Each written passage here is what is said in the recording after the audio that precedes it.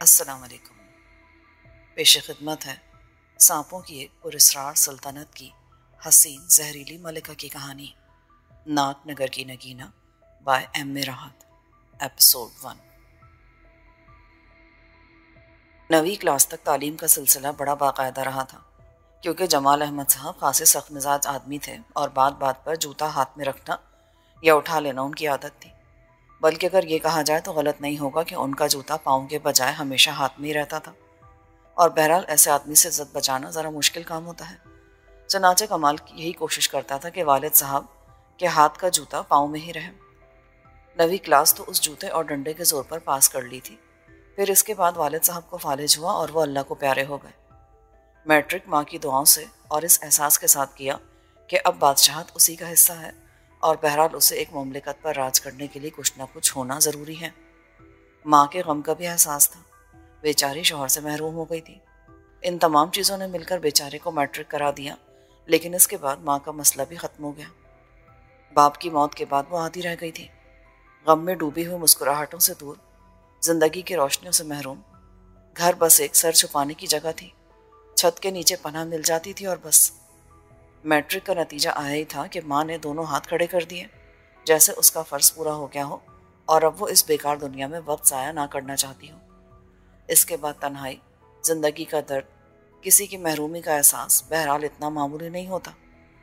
फिर आखिर वो माँ से महरूम हुआ था, जो बड़ी बेलौस शख्सियत होती है, हर हालत में साथ देने वाली।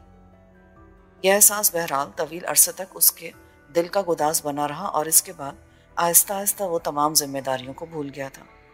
उसी मोहल्ले में ज़िंदगी गुजारी थी। मोहल्ले के बुजुर्ग भी उससे मोहब्बत करते थे। वैसे भी कमाल बुरी फितरत का नौजवान नहीं था। बुराइयों की जानिब दिल को रग़बत ही नहीं होती थी।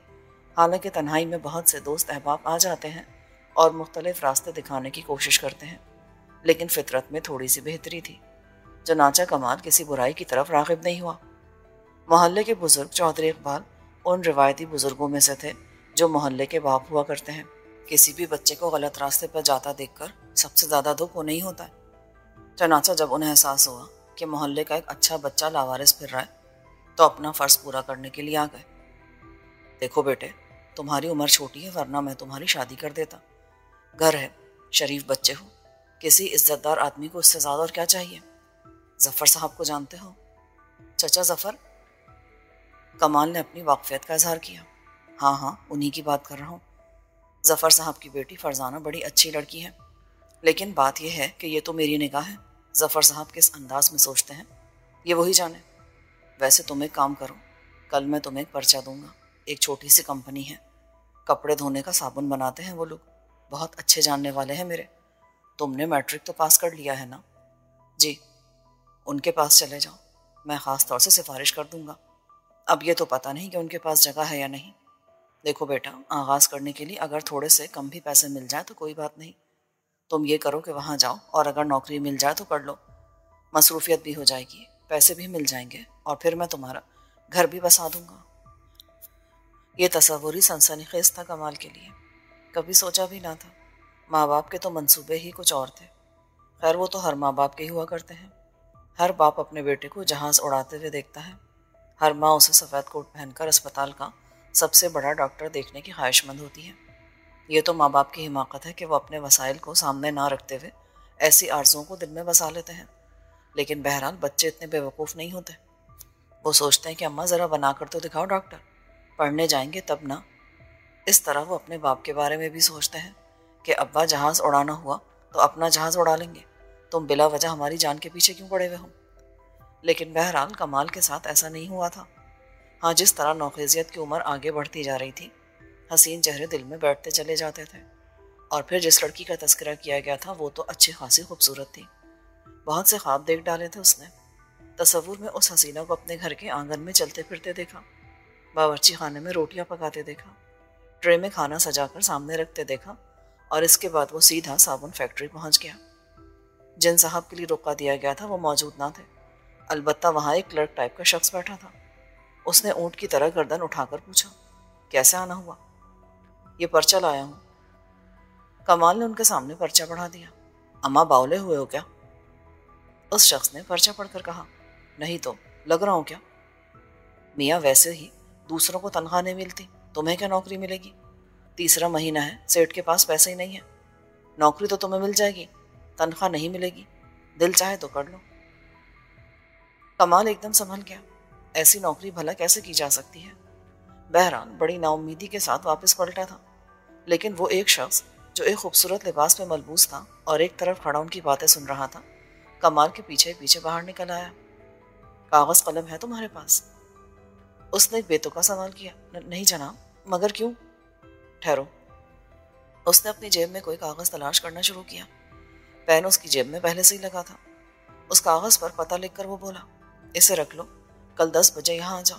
इलाके का पता तुम्हें मालूम है या नहीं? कमाल ने कागज देखा। जिस जगह का पता लिखा था उसके बारे में वो अच्छी तरह जानता था। मालूम है साहब, मगर नौकरी मिल जाएगी और बहुत अच्छी नौकरी मिल जाएगी। है, परवाह नहीं करना। आ जाओ, मेरा नाम फयाज है, ठीक है? जी साहब, मैं आ जाऊंगा। फिर दूसरे दिन वो उस जगह पहुंच गया जहां फयाज ने उसे बुलाया था। बड़ी आलीशान कोठी थी, एक तरफ ऑफिस बनाया हुआ था। चौकीदार ने उसे फयाज के पास पहुंचा दिया। फयाज अच्छी खासी हैसियत का मालिक था। उसे बिठाकर पूछा, गाड़ी चलाना आती है? नहीं साहब। सीख लोगे? जी बिल्कुल। उसे गाड़ी चलाने का बहुत शौक था।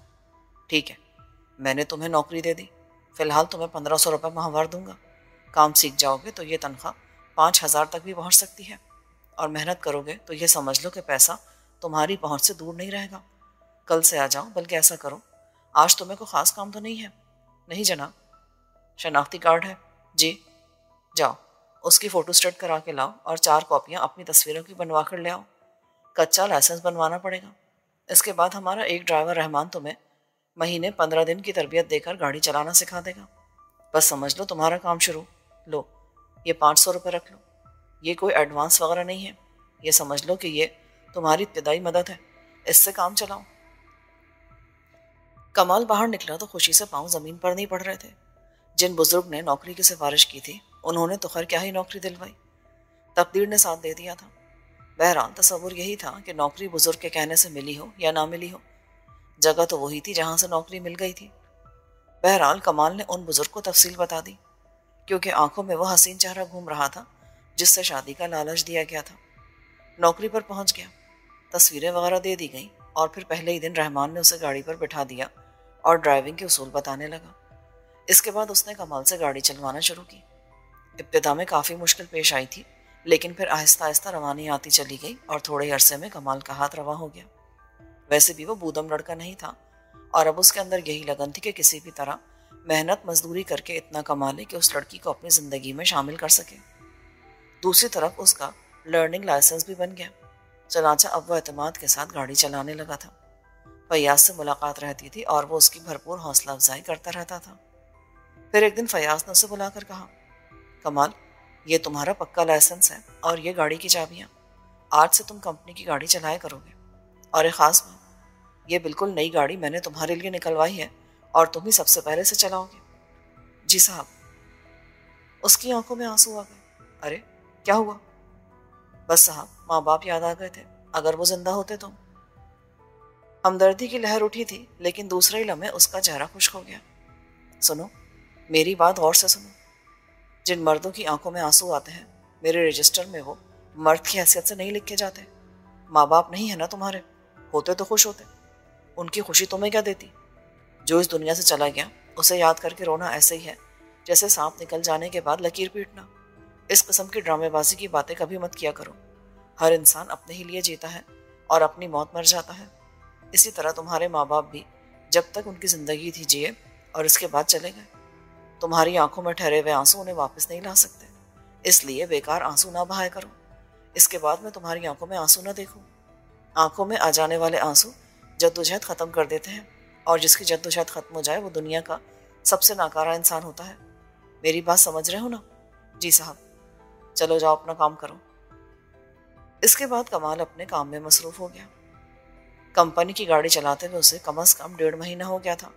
माल लाना, ले जाना, सांप लोग को इधर से उधर ले जाना। बात एक ही गाड़ी पर नहीं रही, बल्कि अब उसे मुख्तलिफ गाड़ियाँ दी जाती थी। फिर एक दिन एक अजीब वाक़या हुआ। वो कंपनी का माल लेकर एक छोटे से नवाही शहर गया था। पहले भी कई बार यहाँ आ चुका था। रास्ते में पुलिस नाका लगा हुआ था। नाके पर उसकी गाड़ी रोक ली गई। बहुत से पुलिस वाले राइफलें लिए खड़े हुए थे और उसके साथ उसकी कंपनी का सब मैनेजर भी था। पुलिस के एक आला अफसर ने उन दोनों को नीचे उतार लिया और फिर सब मैनेजर से कहा, क्या है इन कार्टनों में? साहब जी, होजरी का सामान है, तलाशी लेंगे हम इनकी। मालिक यहाँ, भला मैं कैसे रोक सकता हूँ? चलो कमाल, बाबू लोगों की मदद करो। 4 या 5 कार्टन खोलकर देखे गए। नीचे तक माल निकालकर फेंक दिया गया। फिर पुलिस वाले मुतमईन हो गए। ठीक है, ये कार्टन बंद कर लो। पुलिस अफसर ने नरम लहजे में कहा। सब मैनेजर ने बड़े सुलूक के साथ पुलिस से ताउन किया था। रास्ते में वो कुछ नहीं बोला सिवाय इसके कि कभी कभी पुलिस ज्यादती कर डालती है। बिला वजह देर हो गई। जिस जगह माल पहुंचाना था वहां उन लोगों को खाना भी खिलाया गया और इसके बाद वहां से भी कार्टन ट्रक में लदवाए गए।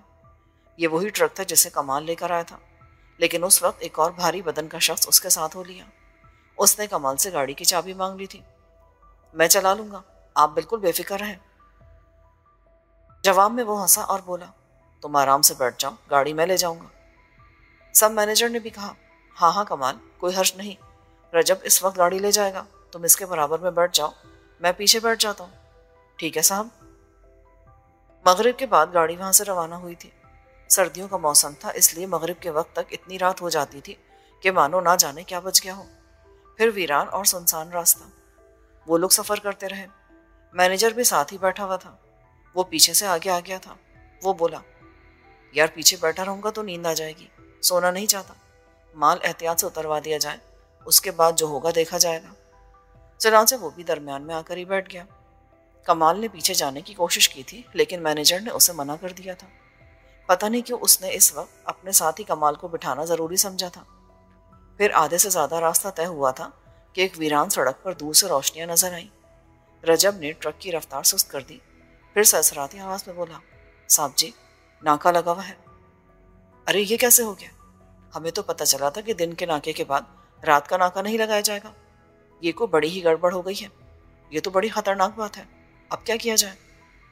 साहब जी, सोच लीजिए आप। रजब, कोई खतरा मोल नहीं लिया जा सकता। वैसे जगह अच्छी है, कुछ कर सकते हो।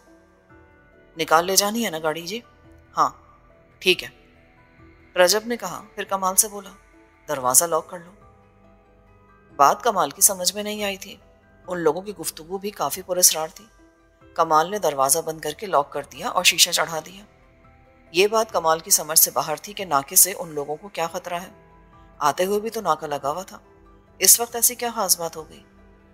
रजब आहिस्ता आहिस्ता गाड़ी आगे बढ़ा रहा था। हेडलाइट्स चली हुई थी और यकीनन नाके पर मौजूद पुलिस वालों को यह अंदाजा हो गया था कि गाड़ी उन्हीं की तरफ आ रही है।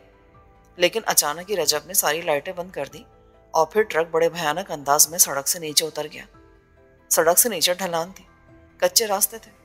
कमाल को यूं लगा जैसे ट्रक अभी कलाबाजियां खाता हुआ कहीं से कहीं चला जाएगा, लेकिन ट्रक नहीं पलटा। वो बिल्कुल टेढ़ा चल रहा था और देखते ही देखते नाका गुजर गया। रजब गजब का ड्राइवर था। कच्चे ढलान पर ट्रक उतार के वो नाके की जगह से निकल आया, लेकिन दूसरी तरफ सीटियां बजने लगी। कुछ फायर भी हुए थे जो यकीनी तौर पर हवाई फायर थे। इसके बाद शायद कोई गाड़ी भी स्टार्ट हुई थी, लेकिन रजब कच्चे रास्ते से सड़क पर आ गया था और इसके बाद रजब ने एक्सीलरेटर दबा दिया और कमाल ड्राइवर होने के बावजूद पसीने में नहा गया। रजब ने वो रफ्तार पकड़ी थी कि बस इसके बाद तेज रफ्तारी का और कोई रिकॉर्ड कायम नहीं किया जा सकता था।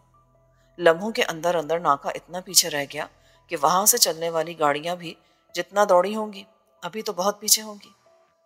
रजब गोया ये ट्रक उड़ा रहा था। कमाल को तो ऐसा लग रहा था जैसे ट्रक फिजा में उड़ रहा हो। फिर देखते देखते टोल टैक्स की चौकी आई और यहाँ भी रजब ने तमाम कानून तोड़कर गाड़ी निकाल ली। रास्ता बंद नहीं किया गया था, लेकिन जो लोग वहां खड़े हुए थे उन्होंने उछल उछल कर अपनी जानें बचाई और गाड़ी आगे निकल गई। सब मैनेजर दांत भींचे बैठा था। वो आगे निकलकर गहरी सांस लेकर बोला, रजब संभाल कर, कहीं जानी खत्म मत कर देना। जवाब में उसने कहका लगाया, साहब जी, इससे पहले कितनी बार जान खत्म हुई है तुम्हारी, खामोश बैठे रहो। उसका लहजा बेहद खौफनाक था। फिर एक बिल्कुल ही अजनबी जगह ट्रक रोका गया और रजब बोला, चलो जी, हमारा काम खत्म, पर एक मशवरा देंगे आपको। महीने भर तक गाड़ी बाहर मत निकालना, अगर मुसीबत से बचना चाहते हो तो। रजब, तुम्हारा क्या ख्याल है? उन लोगों ने नंबर नोट कर लिया होगा। सब मैनेजर ने पूछा, साहब जी, पागल आप हैं, हम नहीं। बुझी हुई लाइटों में नंबर कैसे नोट कर सकते थे वो? ठीक है, आराम करो। सारे मसले हल हो गए थे, लेकिन कमाल का सारा वजूद अब भी सनसनी में डूबा हुआ था कि चक्कर क्या है, ये लोग क्यों भागे थे, रजब कौन था? इस बात का जवाब उसे कुछ दिन के बाद मिला। फयाज ही ने कहा था, सुना है तुम एक मरहले से निकल आए हो, यानी पुलिस ट्रक के पीछे लगी थी। वैसे ये बहुत अच्छा हुआ कि उस वक्त ड्राइविंग रजब कर रहा था। तुम इस तरह की ड्राइविंग कर सकते हो जैसी रजब ने की? नहीं साहब, अभी कहा, मगर मैं हैरान हूं कि क्यों इस तरह भागा था वो, हालांकि जाते हुए भी तलाशी हुई थी। ज्यादा से ज्यादा पुलिस नाके पर फिर तलाशी ले लेती। समझ जाओगे आहिस्ता आहिस्ता, सब समझ जाओगे। फिर इसी तरह बहुत से दिन गुजर गए, कोई खास बात नहीं हुई। लेकिन उस रात का वाकया कमाल के जहन में गर्दिश करता तो उसके बदन में चिंगारियां सी छूटने लगती। फिर एक दिन फयाज ने कहा, तुम्हें रजब याद है जिसने उस रात ड्राइविंग की थी? जी जनाब। वो आया वह है, तुम उसके साथ चले जाओ, वो तुम्हें तरबियत देगा और ड्राइविंग भी सिखाएगा, वैसी ड्राइविंग जो वो खुद करता है। रजब बड़ा सख्त मिजाज आदमी था, नशा भी करता था और कभी कभी तरंग में आकर हीर गाने लगता था, और कमाल को उसकी भद्दी और भौंडी आवाज पर हंसी आने लगती थी। लेकिन ड्राइवर वो गजब का था। कमाल को भी वो उसी तरह गाड़ी चलाना सिखा रहा था, और इसमें कोई शक नहीं कि कमाल ने बहुत जल्दी ये सारी चीजें पिक कर ली थी। उस दिन भी रजब तरंग में था और हीर गा रहा था।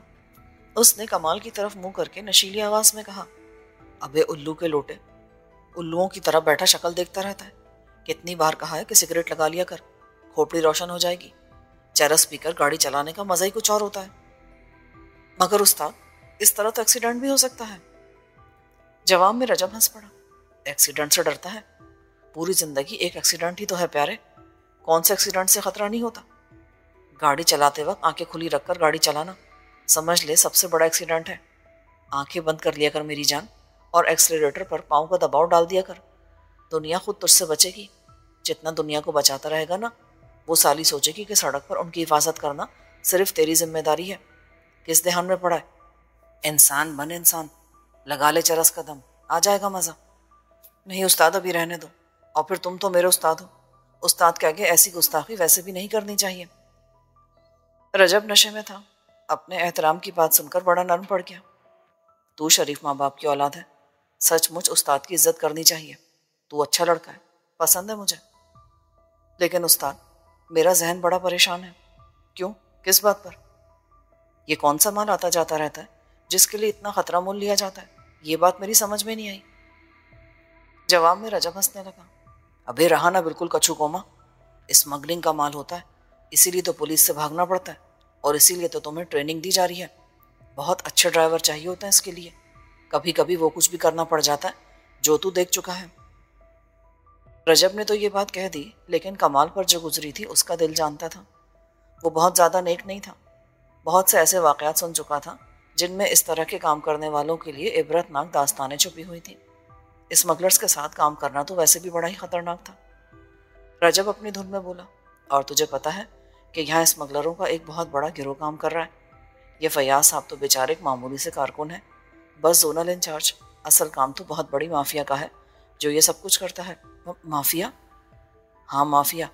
और बेटा, ये तो तेरी खुशकिस्मती है कि तू उस बड़ी माफिया का कारकुन बन गया है। कमाल उसी दिन उस जगह से निकल भागा। हालत खराब थी, लग रहा था जैसे पुलिस उसका ताक़ुब कर रही हो। बहुत ही खौफजदा था वो। बड़ी मुश्किल से उसने अपने लिए एक पनाह का तलाश की थी। 3 दिन गुजर गए। वो एक पाइपलाइन में रातें बसर कर रहा था, और वो भी बहुत से फ़कीर लुच्चे लफंगे वहाँ हुआ करते थे, और उन्होंने उसे अपने दरमियान जगह दे दी थी। लेकिन चौथे दिन एक कार से कुछ लोग उतरे, उनमें रजब भी था। उन्होंने उसे पाइपलाइन से निकाला और कार में डालकर ले गए। फिर उसे फयाज के सामने पेश किया गया। फयाज ने बड़ा नरम रवैया अख्तियार किया। देखो, तुम बेवकूफ़ हो। तुम्हारे बारे में यह जानने के बाद कि तुम्हारा इस दुनिया में कोई नहीं है, मैंने तुम्हें सहारा दिया था। एक मामूली से नौकरी के लिए चिट लेकर आए थे तुम। मैंने सोचा कि एक नौजवान लड़के की मदद करनी चाहिए, लेकिन तुम तो बड़ी बेवकूफ़ियाँ कर रहे हो। भला तुम अब हमसे कैसे अलग हो सकते हो, और ये भी जानने के बाद कि हम लोग क्या करते हैं। फयाज साहब, आपको अल्लाह का वास्ता मुझे माफ़ कर दीजिए। नहीं नहीं, तुम्हें कोई नुकसान नहीं पहुंचा जाएगा, बेफिक्र रहो। हम तो तुम्हें समझाना चाहते हैं। अच्छे लड़के हो, नौजवान हो, फुर्तीले हो, उम्दगी से काम कर सकते हो। हमें तुम्हारी ज़रूरत है और तुम्हारी हर ज़रूरत का भी पूरा पूरा ख्याल रखा जाएगा। लेकिन अगर तुमने भागने की कोशिश की तो बहुत बुरा होगा। लेकिन फयाज साहब, मैं परेशान होने की बात ही नहीं है। हमारा गिरोह मुनज़्ज़म पैमाने पर काम कर रहा है और इस गिरोह में तुम जैसे चुस्त फुर्तीले लोग हमारे लिए काम करते हैं और उनमें से हर एक अपनी जगह पर खुश है। किसी को कोई परेशानी नहीं है। काम तुम देख ही चुके हो और जो देख चुके हो अब वो तुम्हें खुद करना है। कमाल के हाथ पैर फूले जा रहे थे। उसकी समझ में नहीं आ रहा था कि ये सब क्या है। वो एक ऐसे गिरोह के चक्कर में फंस गया है जो बहुत खतरनाक लोग हैं और उसे हर तरह से अपने साथ शामिल करना चाहते हैं। कमाल की फितरत में लाउबालीपन जरूर था, लेकिन जहन कभी बुराई की तरफ रागिब नहीं हुआ था। कुछ माँ बाप की तरबियत का भी असर था कि किसी भी तरह जहन इस बुराई को कबूल नहीं कर पा रहा था। चनाचा काफ़ी देर तक वो इसी कश्मकश में रहा। फिर उसने यही फैसला किया कि ज़िंदगी चाहे किसी भी तरह गुजरे, लेकिन डर कर ज़िंदगी गुजारना उसे किसी भी तरह गवारा नहीं था और वो कभी भी ये काम नहीं करेगा जिसमें हर वक्त जान का खतरा हो। जो कुछ होगा देखा जाएगा। चनाचा उसने बुलंद आवाज़ में कहा, फयाज साहब, आपने मुझे ड्राइविंग सिखाई है, मेरे लिए रोज़गार का एक मौका मुहैया किया है। ये सब आपका एहसान है मेरी ज़ात पर, लेकिन आप मेरी ज़िंदगी के बारे में कोई फ़ैसला नहीं कर सकते। मैं जो चाहे करूं, जहां चाहे जाऊं, मैं आपका कोई काम नहीं करूंगा। कमाल, तुम होश में तो हो? जानते हो क्या कह रहे हो तुम? जी साहब, मैं पूरे होशो हवास के साथ ये बात कह रहा हूँ कि मैं आपके लिए काम नहीं कर सकता। वजह जान सकता हूँ मैं इसकी? वजह आप अच्छी तरह जानते हैं साहब। स्मगलिंग के सिलसिले में पुलिस, जेल का खौफ हर वक्त जहन पर सवार रहता है। बल्कि आमतौर पर ऐसे लोगों का अंजाम या तो जेल है या फिर कुत्ते की मौत मर जाना है।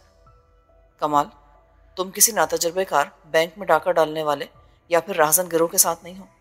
पहले से भी तुम्हें कहा था कि हमारा गिरोह मुनज़्ज़म पैमाने पर काम करता है। अव्वल तो हमारा कोई आदमी पुलिस के चक्कर में फंसता नहीं, और अगर गलती से कोई आदमी पुलिस के हाथ लग भी जाए तो उसे इंतहाई सफाई के साथ निकाल लिया जाता है। ज़रा भी खराश नहीं आती उसे। दूसरी तरफ उसकी हर ज़रूरत का ख्याल रखा जाता है। अब रजब को ही देख लो। बज़ाहिर ये एक मामूली सा ड्राइवर लगता है, लेकिन इसके घर वाले पुरतायुर ज़िंदगी गुजार रहे हैं। उनकी तमाम ज़रूरतें पूरी हो जाती हैं। बस रजब बेखौफी से ड्राइविंग करता है। यह हर तरह की सूरत हाल को संभाल लेता है। इसका एक मुजाहरा तुम भी देख चुके हो। मैं ये चाहता हूँ कि तुम भी इसकी तरह हो जाओ और हमारे लिए बेहतर अंदाज में काम करो। तुम्हें हर तरह का तहफ़्फ़ुज़ फराहम किया जाएगा। ना सिर्फ ये कि तुम्हें जानी तहफ़्फ़ुज़ हासिल होगा, बल्कि माली तौर पर भी तुम्हें मुतमईन कर दिया जाएगा। और अब मेरे ख्याल में तुम्हें इस बात पर कोई एतराज़ नहीं होना चाहिए कि तुम हमारे लिए काम करो। फयाज साहब, जैसा कि मैंने पहले भी आपसे कहा है कि मैंने अच्छी तरह सोच समझ कर फैसला किया है कि मैं आपके लिए काम नहीं करूंगा। वजह वजह मैं आपको बता चुका हूँ। मेरी इस बात पर भरोसा नहीं है कि तुम्हें कुछ नहीं होगा। साहब, मैं बहुत छोटा सा आदमी हूँ। दुनिया को आपसे कहीं कम देखा है, कम जाना है बहुत। लेकिन जितना जाना उसमें यही बात मेरी समझ में आई है कि बुरे काम का अंजाम हमेशा बुरा होता है। जुर्म करने वाला ज़िंदगी के किसी भी हिस्से में पकड़ में आता है और अपनी सज़ा पाता है। यह तसव्वुर कर लेना कि जुर्म या मुजरिम सज़ा से महफूज रहेगा, मेरी नाक़िस अक़ल के मुताबिक गलत है। इसलिए जनाब, मुझे माफ़ फरमाइए। और जहाँ तक इस बात का ताल्लुक़ है कि मैं आपके बारे में जान गया हूँ और मैं पुलिस या किसी और को इस बारे में मुत्तला कर दूँगा, तो आप बिल्कुल बेफ़िक्र रहें।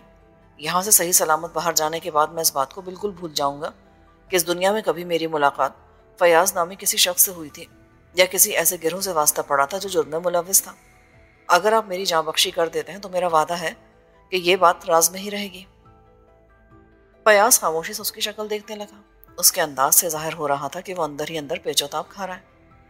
फिर वो संभल गया और उसने कमाल को मुखातिब करके कहा, मेरी ज़िंदगी में ऐसा बहुत कम हुआ है कि इस तरह किसी ने मुझसे इनकार किया हो। लेकिन एक बात अच्छी तरह समझ लो कि आज की दुनिया का मुजरिम हर तरह से महफूज है। अगर वो किसी बड़े गिरोह की सरकर्दगी में काम कर रहा है तो उसे दुनिया की कोई ताकत नुकसान नहीं पहुंचा सकती। जेल तो क्या, लॉकअप में हमारे किसी आदमी का ठहरना नामुमकिन है। आपकी बातें सही है जनाब, लेकिन अपनी नाक़िस अक़ल के मुताबिक मैं अपनी ज़िंदगी का फ़ैसला बेहतर तौर पर कर सकता हूँ। मैं बुरा काम नहीं करूँगा, क्योंकि बहरहाल बुराई का अंजाम बुराई है। बाकी आपकी मर्ज़ी है कि आप मुझे ज़िंदा जाने देते हैं या नहीं। नहीं, तुम्हें इस शर्त पर ज़िंदा जाने दिया जाएगा कि तुम अपनी ज़ुबान बंद रखो।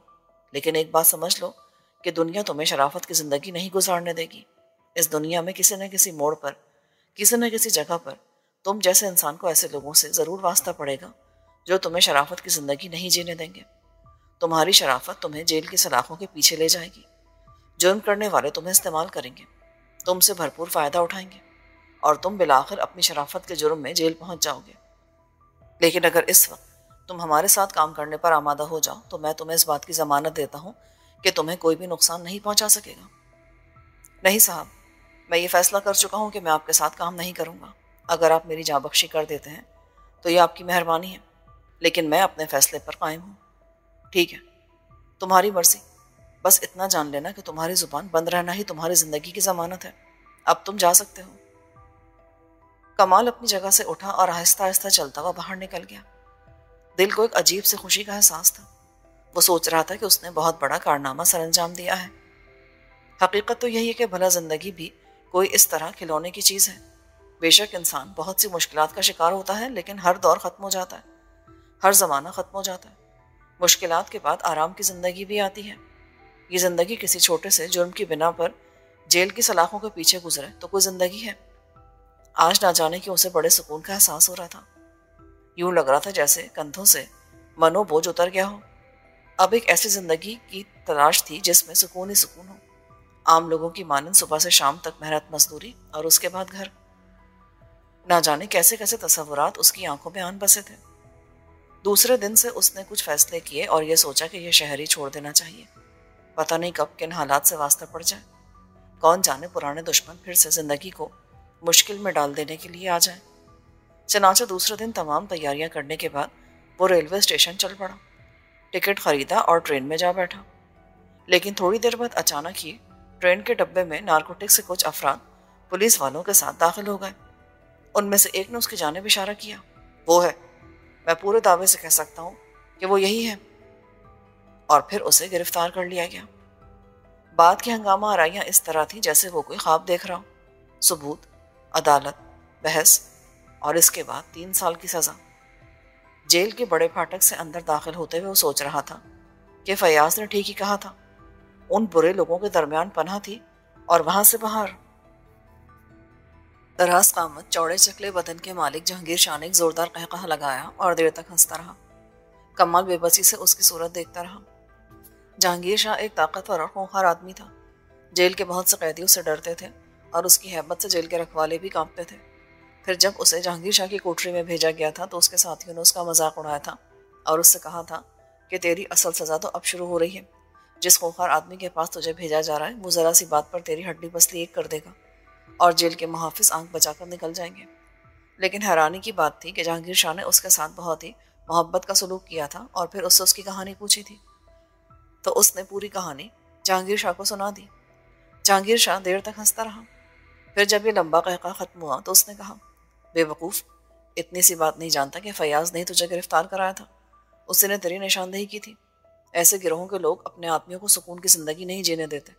और मैं तुझे अब भी बताऊं कि वो लोग तुझे नज़रअंदाज थोड़ी किए होंगे।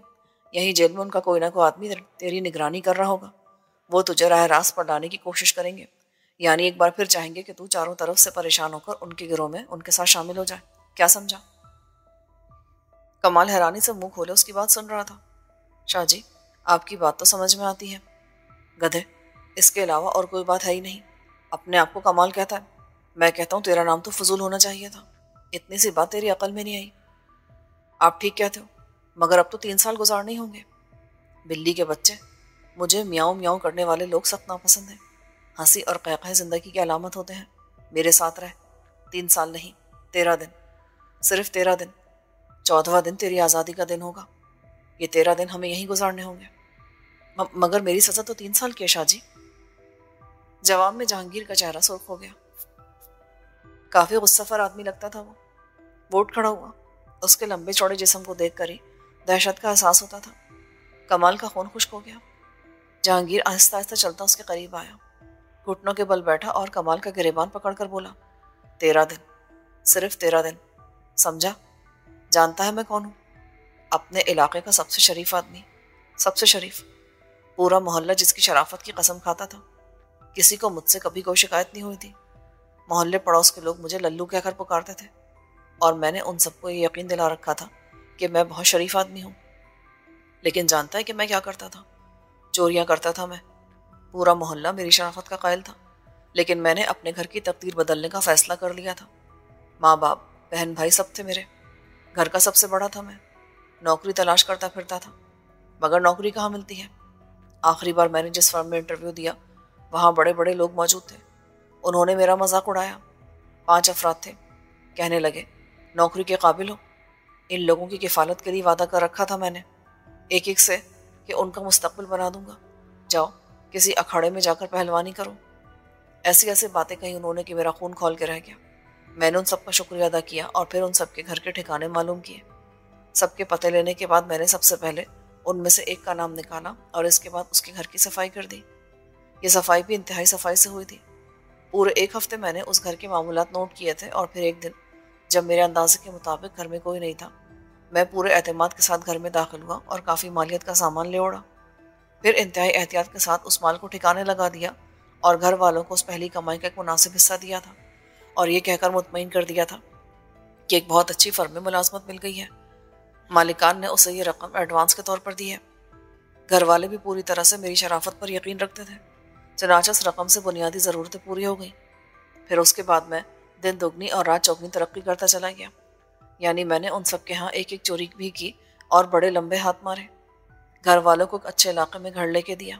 इसके बाद भी मैंने चोरियों का सिलसिला जारी रखा। फिर एक दिन मैं घर में दाखिल हुआ।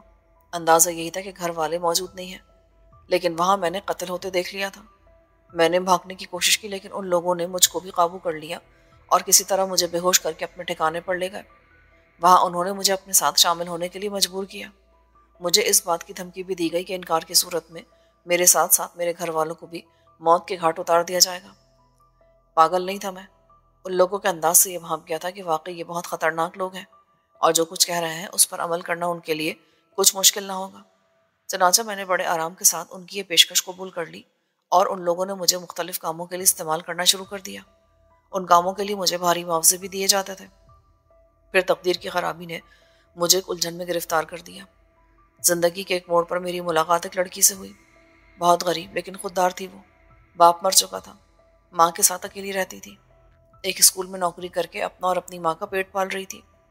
उससे मुलाकात कुछ इस अंदाज से हुई कि मैं उसे नज़रअंदाज न कर सका। फिर इसके बाद हमारी मुलाकातें होती रहीं और मैं उससे मोहब्बत करने लगा। वो भी मुझे चाहने लगी और मुझसे शादी पर रजामंद थी। दुनिया के हर शख्स की बुनियादी कमज़ोरी यही है कि जब वो आम आदमी की ज़िंदगी गुजारने की कोशिश करे तो बुराई का रास्ता छोड़ने की कोशिश करता है, ताकि ना सिर्फ उसकी बल्कि उसके बीवी बच्चों की भी जान सलामत रहे। चनाचा मैंने भी यही फैसला किया कि उससे शादी करने से पहले मैं हर बुरा काम छोड़ दूंगा। और फिर मैंने अपने गिरोह के सरगना से इस बारे में बात की तो उसने बड़े आराम से मुझे जाने दिया। मेरा ख्याल यही था कि उन लोगों ने मेरे ज़रिए इतना कमा लिया है कि अब उन्हें मेरी ज़रूरत नहीं रही है और मेरे जाने पर उन्हें एतराज़ नहीं है। लेकिन दुनिया इतनी आसानी से किसी को शराफत की ज़िंदगी जीने नहीं देती। मेरे उस गिरोह के मुखालिफ गिरोह ने मुझे साथ में लाने की पेशकश की। उस मुखालिफ गिरोह को कई बार मेरी वजह से शिकस्त हुई थी और उन्हें कई बार नुकसान उठाना पड़ा था। चनाचा उन लोगों ने ये कहा कि अगर मैं उनके लिए काम करूं तो मैं और मेरे घर वाले सलामत रह सकते हैं, वरना दूसरी सूरत में सब खत्म हो जाएगा। मैंने अपने पहले गिरोह वालों से रब्ता किया तो उन्होंने यही कहा कि मेरा उन लोगों से कोई ताल्लुक नहीं, चनाचा मेरी कोई मदद नहीं की जा सकती। मैं बहुत बुरी तरह परेशान हो गया। मैंने उनसे यही दरख्वास्त की कि मुझे और मेरे घर वालों को यहाँ से निकाल दिया जाए और मेरी इस दरख्वास्त पर उन्होंने बाहिफाजत मुझे मेरे घर वालों समेत बैरून मुल्क पहुँचाने का वादा कर लिया। लेकिन किस्मत को कुछ और ही मंजूर था। एयरपोर्ट जाते हुए हमारी गाड़ियों पर गोलियां बरसाई गईं। मेरे साबका गिरोह का हिफाजती दस्ता भी मारा गया जो हमें अपनी निगरानी में एयरपोर्ट छोड़ने जा रहा था। मेरे घर वालों में से एक भी जिंदा नहीं बचा। मैं किसी तरह बच निकला और फिर मैंने अपने मुखालिफ गिरोह के एक एक फर्द से अपने घर वालों का इंतकाम लिया और सरगना को भी मार दिया। लेकिन मेरी बदकिस्मती के वहाँ रंगे हाथों पुलिस के हाथ चढ़ गया और अब मुझ पर मुकदमा चल रहा है। लेकिन मुझे यहाँ से निकलने का एक मौका मिल रहा है। 13 दिन, सिर्फ 13 दिन, यानी अगली पेशी पर मैं यहाँ से बाहर होऊंगा और तुम भी मेरे साथ चलोगे। मैं? लेकिन किस तरह? कोई 1 हफ्ता पहले मेरी कोठरी में एक आदमी को बुलाया गया था। बड़ा पुरस्कार सा आदमी था, खुद को गोल्डी कहता था। उसने कहा कि मेरा किसी कोठरी में जाना मेरे साथियों के लिए खुश नसीबी की बात होती है। मैं उनको बाहर जाने की पेशकश करता हूँ और इसके बाद एक मुकर्ररा वक्त पर उन्हें निकाल ले जाता हूँ। मेरा नाम इसीलिए गोल्डी है कि मैं उनके बाहर निकलने का गोल्डन चांस हूँ। उसने मुझे भी बाहर निकलने की पेशकश की और मैंने उसे कबूल कर लिया। अब ठीक 13 दिन बाद अपनी पेशी पर मैं उसके साथ बाहर आऊँगा। कमाल को यह कहानी बड़ी अजीब लगी, लेकिन जहांगीर जिस शख्सियत का नाम था उसे देखते हुए कोई भी ऐसी बात नहीं कही जा सकती थी जो जहांगीर की मर्जी के खिलाफ हो। कमाल का अपना मसला भी जरा टेढ़ा ही था। 3 साल की सजा या तो खामोशी से जेल की चारदीवारी के अंदर गुजारी जाए या फिर आज़ादी का सूरज देखने की जद्दोजहद की जाए। जिंदगी के 3 साल खो जाए, जिंदगी 3 साल पीछे चली जाए, और फिर क्या कहा जा सकता है कि बाहर निकलने के बाद दुनिया कैसी होगी, किस अंदाज में उसे कबूल करेगी। ये सारी चीज़ें उसके जहन में आ रही थी और वो ये सोच रहा था कि क्या करना चाहिए। गोल्डी नामी जिस शख्स का तस्करा जहांगीर ने किया था उसे भी कमाल ने अभी तक नहीं देखा था। बहरहाल जहांगीर से कोई इख्तलाफ नहीं किया जा सकता था। वो बहुत ही सख्त मिजाज आदमी था, लेकिन फिर भी कमाल बहुत सी बातें सोच रहा था। उसने बड़ी हिम्मत करके जहांगीर से बात की। शाहजी, एक बात बताइए, जैसा कि आप कह रहे हैं कि 13 दिन, बल्कि अब तो सिलसिले में 12 दिन ही रह गए हैं, तो 12 दिन के बाद आप जेल से बाहर चले जाएंगे। अभी आपके मुकदमे का कोई फैसला नहीं हुआ है। इस तरह कहीं ऐसा ना हो कि हम मफरूर कदी तस्वुर किए जाएं और हमारा केस ज़्यादा संगीन हो जाए। लल्लू, ज़्यादा अक्लमंद बनने की कोशिश मत करो। तू 3 साल के लिए यहाँ आया है। 3 साल बाद जब घर जाएगा ना, तो कमर टूट चुकी होगी, शक्ल बिगड़ चुकी होगी। अबे ये जेल है जेल, नानी का घर नहीं। अभी तुझे जुमा जुमा 8 दिन हुए यहाँ आए हुए, क्या पता कि कैसी गुजरेगी। आज़ादी का एक दिन कैद के 100 दिन से बड़ा होता है। और जहाँ तक मेरा मामला है, तो जितने बंदे मारे हैं मैंने, उनके बाद तू क्या समझता है कि अदालत मुझे हलवा खिलाएगी? सजाए मौत होगी मुझे, सिर्फ सजाए मौत। तो सजाए मौत इन लोगों के हाथों क्यों कबूल की जाए? अपना फैसला खुद क्यों ना किया जाए? जब मौत की सजा ही होनी है तो क्या ज़रूरी है कि अदालती फैसले का इंतज़ार किया जाए? कमाल गहरी सांस लेकर खामोश हो गया। वो अभी तक फैसला नहीं कर सका था कि उसे क्या करना चाहिए। वैसे जहांगीर की कही हुई बात से उसे पूरा इत्तेफाक था। आज़ादी का एक दिन कैद के 100 दिन से ज़्यादा कीमती होता है। फिर कई दिन के बाद गोल्डी आया और बोला, 27 तारीख को जाना है ना तुम लोगों को अदालत में। मसला ये है कि ये कैसे जाएगा, इसे तो सज़ा हो चुकी है।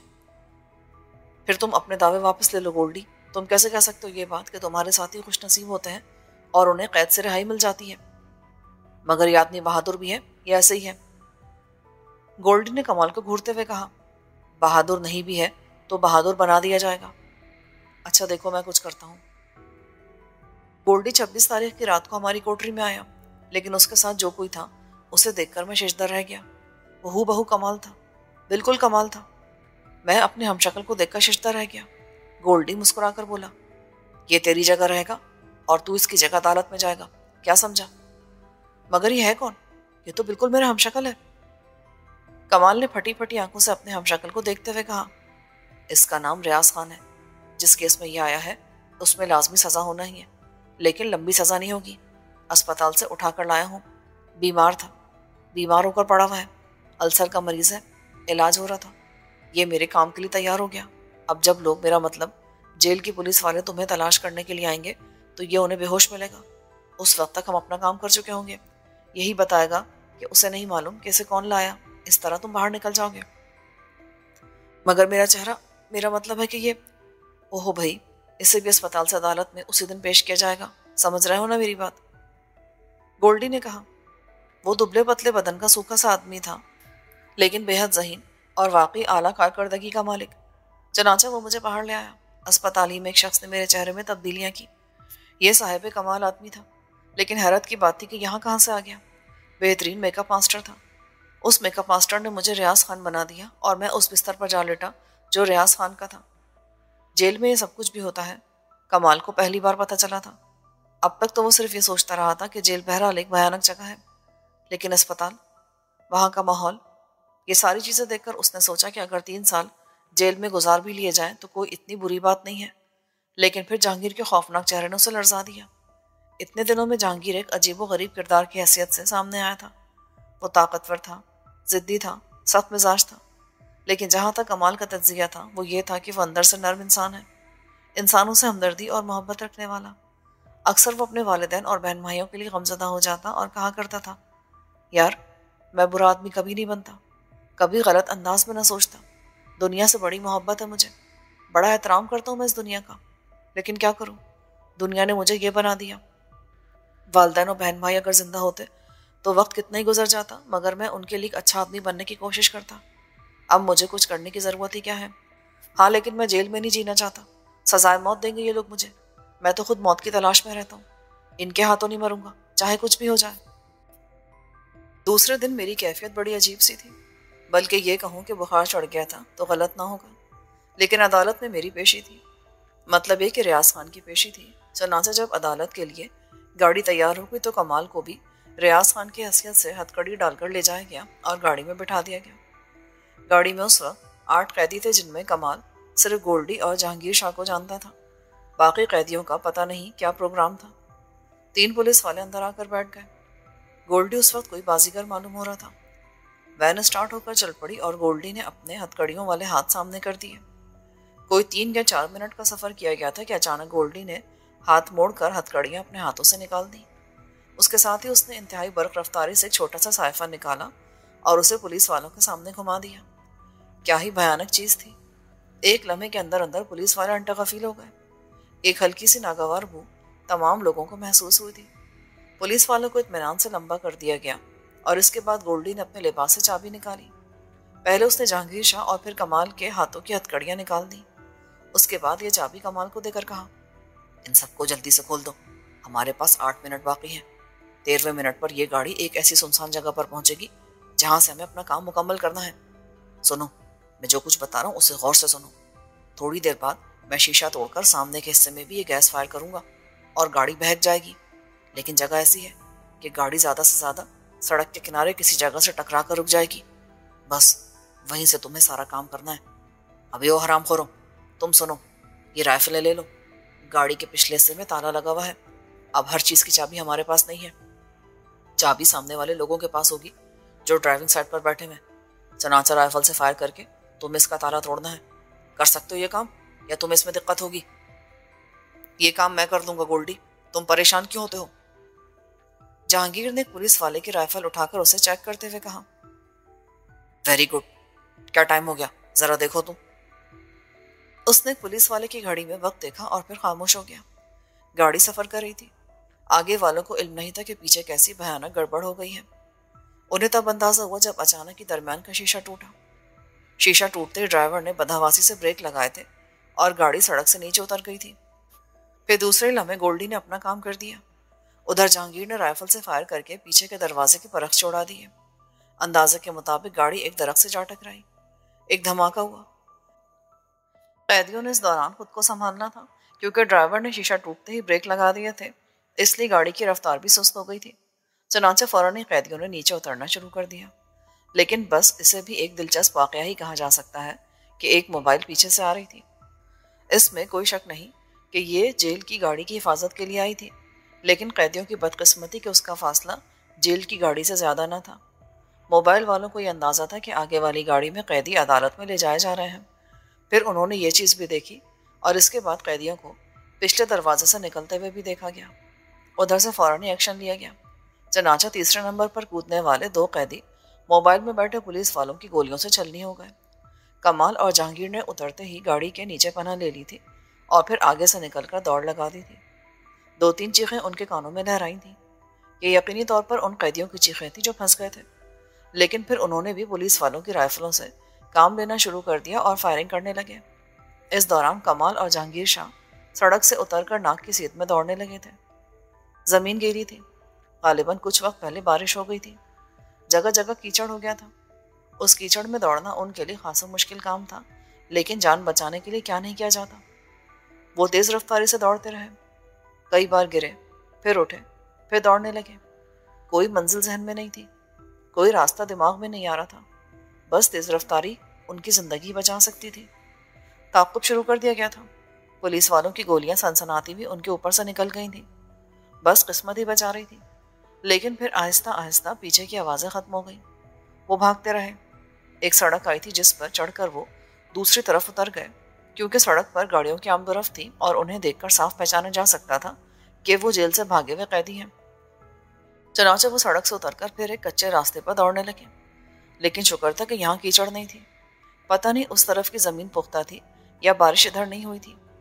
जिस्म की तमाम तर कुव्वतें खत्म होती जा रही थी, लेकिन बिल्कुल खत्म होने से पहले उन्हें एक अहाते की दीवार नजर आई। गेट किधर था कुछ मालूम नहीं था। गालिबन ये बगली हिस्सा था। आखिरी जद्दोजहद उन्होंने ये की कि अहाते की दीवार पर चढ़कर अंदर की जानिब कूद गए, लेकिन कूद कर जमीन पर गिरे तो इस तरह के उठने की हिम्मत ना रही। ना जाने वो कितनी देर तक लेटे रहे।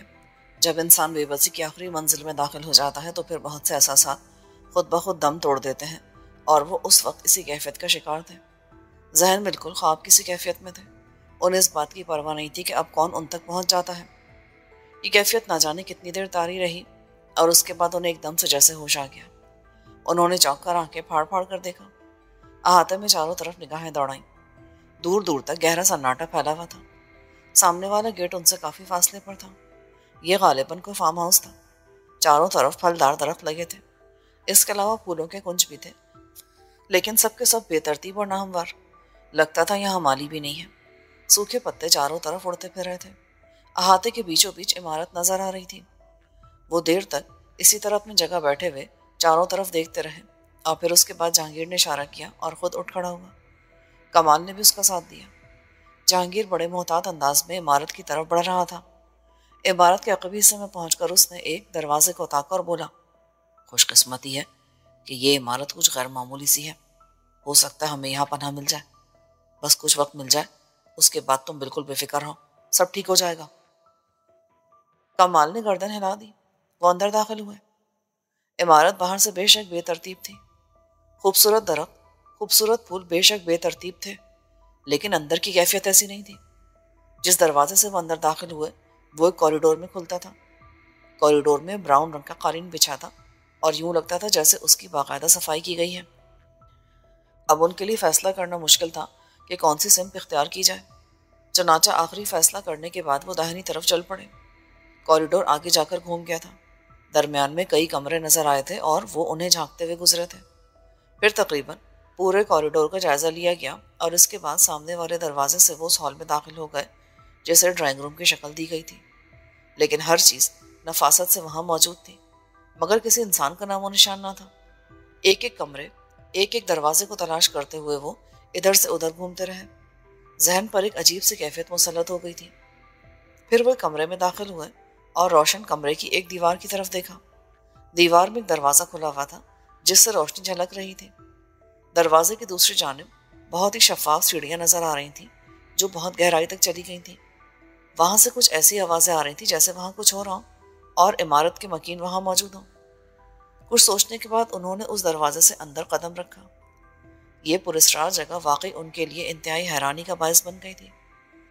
तकरीबन 12 सीढ़ियां थी जो आगे जाकर घूमती हुई नीचे तक उतर गई थी, और उसके बाद जो कुछ उन्हें नजर आया वो उनके लिए बड़ा सनसनीखेज था। एक वसी और इस हॉल था जिसमें लातादाद साइंसी मशीनें लगी हुई थी। उन मशीनों में कुछ मशीनें खुद ब खुद काम कर रही थी। इंसान यहाँ भी कोई नजर नहीं आया था। वो फटी फटी आंखों से चारों तरफ देख रहे थे कि अचानक उन्हें एक आवाज सुनाई दी, हेलो। वो दोनों चौंक कर मुड़े, पलट कर देखा लेकिन कोई नजर ना आया, मगर आवाज दोबारा सुनाई दी, हेलो, बुलंदी से जरा पस्ती की तरफ आओ। ये आवाज बाएं सिम से आई थी। जहांगीर और कमाल ने पलट कर देखा। उसका कद ज्यादा से ज्यादा 3.5 फुट था। बदन दुबला पतला लेकिन चेहरा जिंदगी से भरपूर। जहांगीर के अंदाजे के मुताबिक उसकी उम्र 55 या 60 से कम ना होगी। चेहरा उम्र की गमाजी करता था। बहुत ही आला दर्जे का सूट पहने हुआ था। हाथ में हाथी दांत की छड़ी। उसकी मुस्कुराती निगाहें दोनों का जायजा ले रही थी। फिर उसने मध्यम लहजे में कहा, जेल से भागे हुए कैदी हो। बड़ा भरपूर हमला था। दोनों सन्नाटे में रह गए, लेकिन फिर जहांगीर शाह ने अपने आप को संभाल कर कहा, आपका अंदाजा दुरुस्त है मिस्टर। हम वाकई जेल से फरार हुए हैं और पनाह की तलाश में आपकी इस रहायशगाह में आन घुसे हैं। तब तो तुम इसे दुनिया की महफूज पनाहगाह कह सकते हो, लेकिन इससे पहले एक शर्त है। यहाँ तुम्हें पनाह मिल जाएगी, अलबत्ता शर्त यह होगी कि तुम मुझे बताओगे कि तुम जेल क्यों गए थे। अगर तुमने कोई ऐसा जुर्म किया है जो जुर्रतमंदाना और गैरत के तकाजे पूरे करता हो तो मैं तुम्हें पनाह की पेशकश कर सकता हूँ, और अगर किसी ऐसे इखलाकी जुर्म में सजा पा रहे होगे जिसे इंसानियत माफ़ नहीं कर सकती तो फिर तुम्हारे लिए यहाँ कोई पनाहगाह नहीं है। और अगर हमने इस सिलसिले में आपसे झूठ बोला तो? कमाल ने पूछा तो पस्ता कद आदमी हंसने लगा। ये तुम मुझ पर छोड़ दो। आपका तारुफ नहीं हो सका जनाब। मेरे छोटे से कद और दुबले से बदन को अगर तुम नजरअंदाज कर दो तो मैं तुम्हें अपना नाम बताऊं। तुम मुझे डॉक्टर ग्रेट कह सकते हो, साइंस की दुनिया का सबसे बड़ा आदमी डॉक्टर ग्रेट, जिसे ये दुनिया समझ न सकी, जिसे उसके छोटे से वजूद में कैद करने की कोशिश की गई, जैसे उसके कद के बराबर समझा गया। असल में दोस्तों, बात सिर्फ यह कि इंसान की निगाह की हद बहुत कम है। वो बहुत महदूद पैमाने पर सोचता है और उसकी छोटी सोच उसे बहुत छोटा बना देती है, बहुत ही छोटा।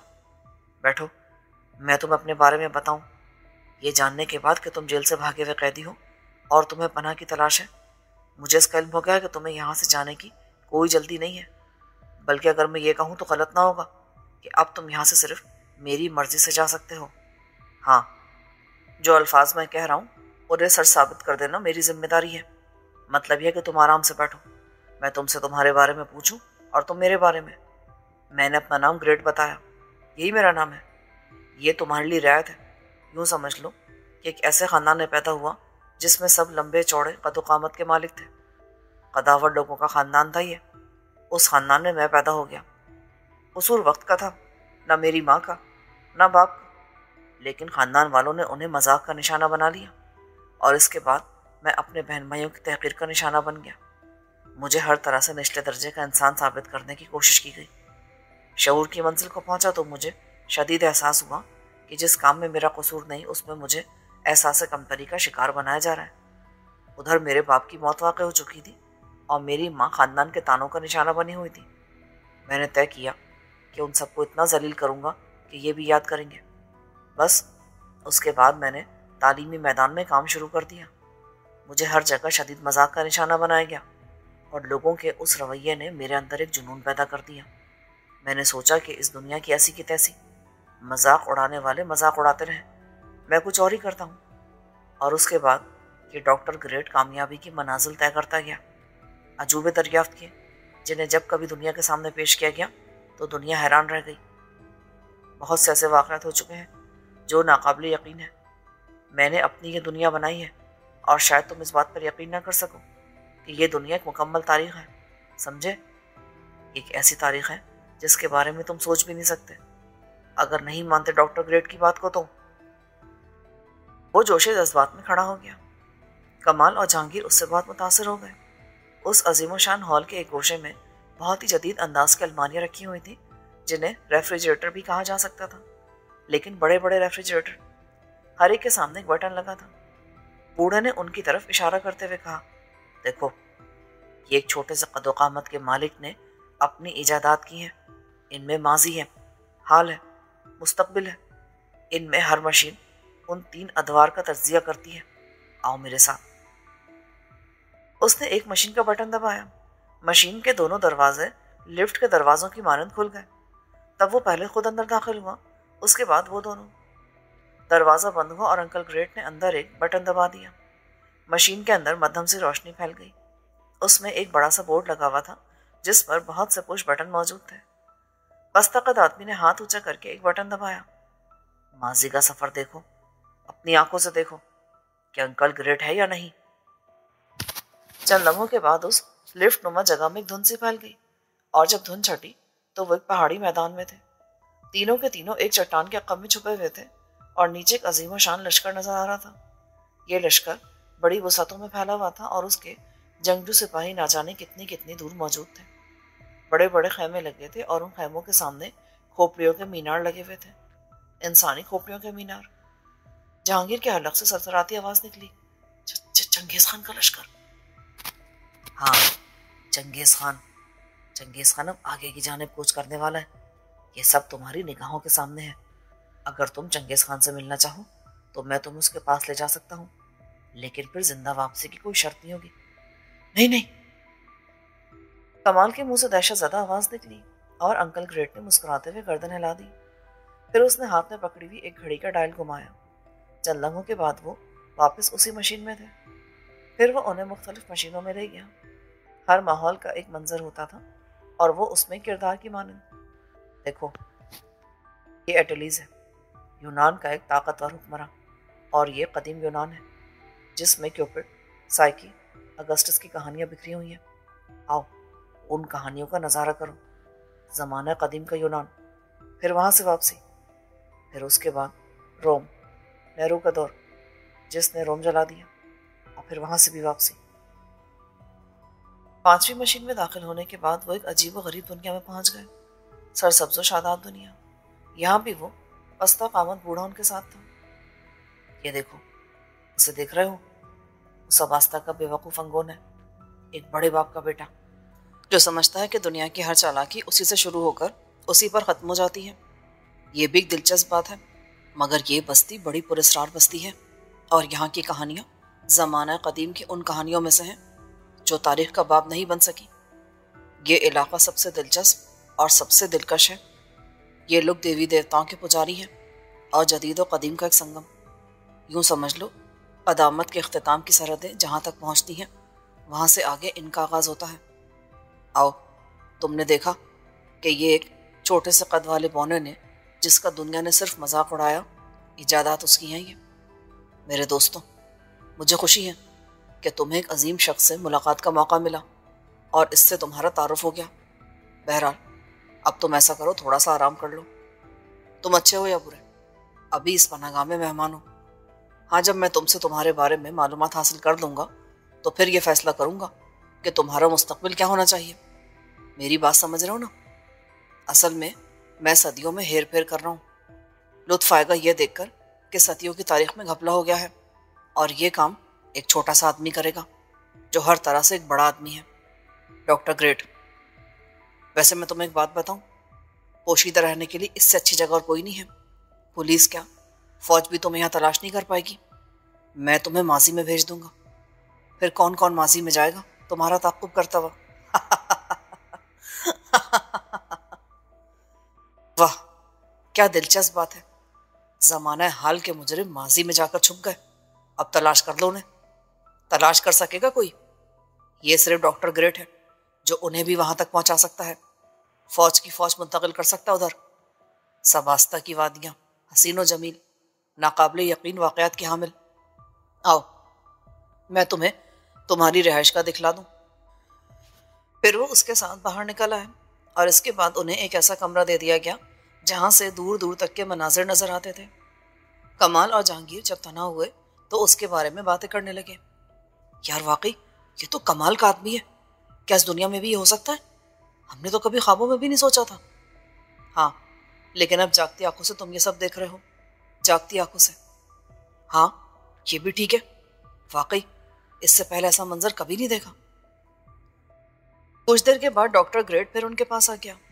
हाँ दोस्तों, तुमने अपने नाम नहीं बताए। मेरा नाम कमाल है और मैं जहांगीर।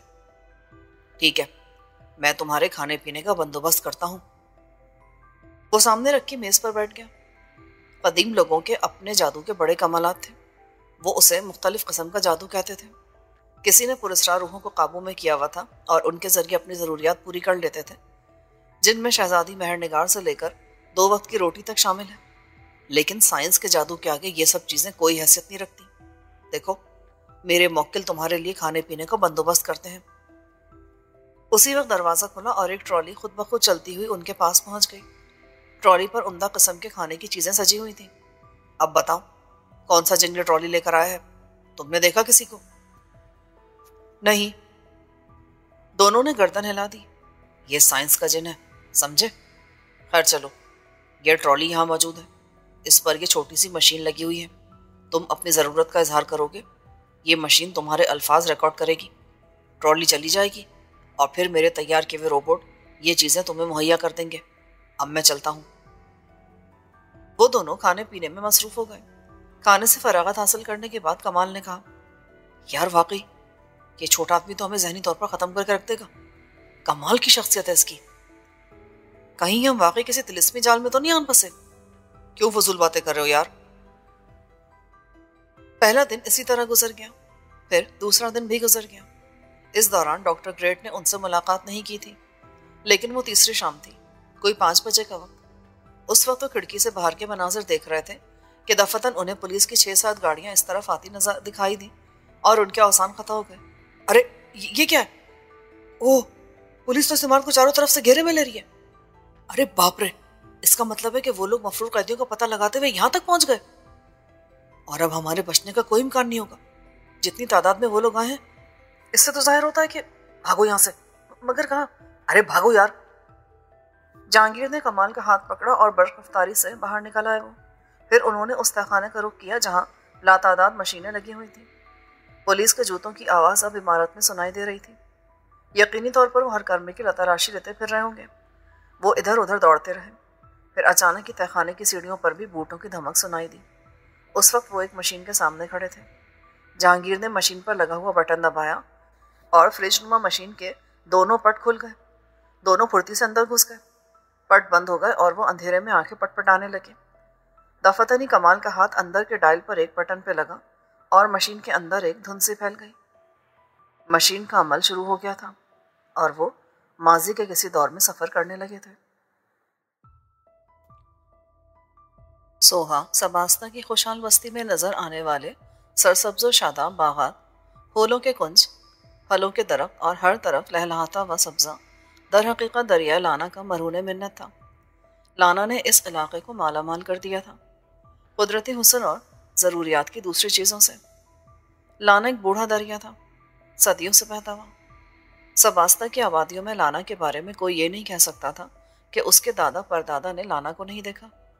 सभी इस दरिया की कहानी सुनते थे और ये दरिया हज़ारों साल से इस इलाके में रहने वालों की कहानियों से वाकिफ था। हुस्न जमाल में बेमिसाल इस दरिया के किनारे आबाद बस्ती सोहा के लोग लाना की उसी तरह इज्जत करते थे जैसे अपने बूढ़े बुजुर्ग की। देवी देवताओं की तरह इन आबादियों में अजीब व गरीब रस्म व रिवाज हुआ करते थे और एक तरह से लाना की पूजा की जाती थी। तरह तरह के जादू मंत्र उसके किनारे हुआ करते थे। साल में एक बार तो बहुत बड़ा जश्न भी मनाया जाता था। वैसे ही हकीकत है कि लाना जहाँ जहाँ से भी गुजरता था वहाँ उसकी बड़ी इज्जत होती थी और उसके किनारे उमूमन आबाद बस्तियाँ लाना के गिर्द मेले लगाती थीं और वहाँ लाना की पूजा होती थी। अजीम व शान खानकाहें, इबादत गाहें लाना ही के किनारे आबाद थीं और उन इबादत गाहों के आबिद लाना की क़दामत की कहानियाँ सुनाया करते थे। सोहा बस्ती में लाना जहाँ से गुजरता था वहाँ से थोड़े फासले पर पहाड़ों की बुलंदियों से एक अजीम व शान आबशार भी गिरता था। ये आबशार इतनी बुलंद पहाड़ी से नीचे गिरता जैसे आसमान से बरह रास्त पानी गिर रहा हो, और आसमान के सुराख से बहता हुआ ये पानी एक छोटी सी चौड़ी नदी बनाता हुआ लाना में आन गिरता था। और जहाँ ये पानी लाना में गिरता था वहाँ पानी की सफ़ेद धुंध कोई 20 फुट ऊंची उठती थी और हर वक्त पानी की यह सफ़ेदी यहाँ देखी जा सकती थी। पानी की उस सफ़ेदी के इर्द गिर्द चट्टानों पर सब्जा निकल आया था और ऐसी ही एक चट्टान पर बैठा हुआ गैरन बड़ी अफसरदगी से उन दोनों बूढ़ों की बातों के बारे में सोच रहा था जो उसी के बारे में गुफ्तगू कर रहे थे।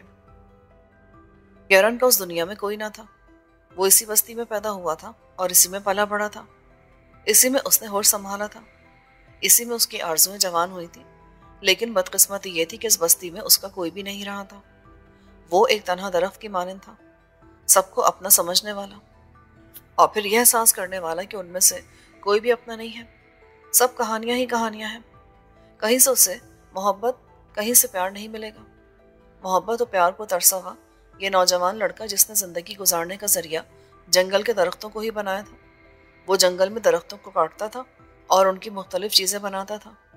झोपड़ों में इस्तेमाल होने वाले दरवाजे, ऐसी चौड़ी छतें जो खूबसूरत घर बनाने के काम आती थी, यही उसका काम था। अपने काम ही के सिलसिले में वो बस्ती के एक बुजुर्ग के घर पहुंचा था। वहां दो बुजुर्गों के दरमियान अपने बारे में गुफ्तगू होते देखकर वो रुक गया था।